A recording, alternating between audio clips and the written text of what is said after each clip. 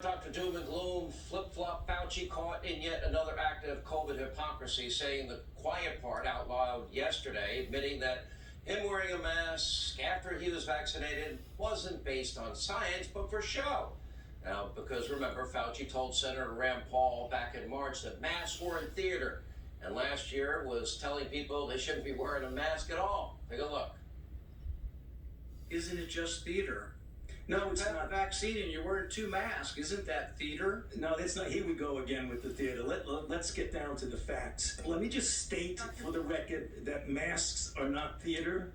I am now much more comfortable in people seeing me indoors without a mask. I mean, before the CDC made the recommendation change, I didn't want to look like I was giving mixed signals. Now, in the United States, people should not be walking around with masks. 1 mask is good, 2 masks are better. A year or two or more from now, that during certain seasonal periods, when you have respiratory-borne viruses like the flu, people might actually elect to wear masks.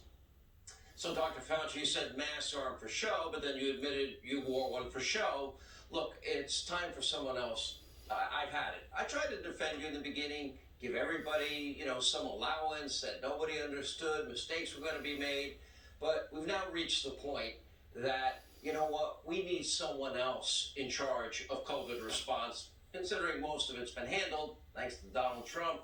Dr. Fauci's credibility is now completely collapsed. Fauci flip-flopping on every major issue all throughout the pandemic, and he's shown himself to be political. Masks and ventilators, the risk of transmission outside, the threshold needed for herd immunity, school reopenings, and so much more.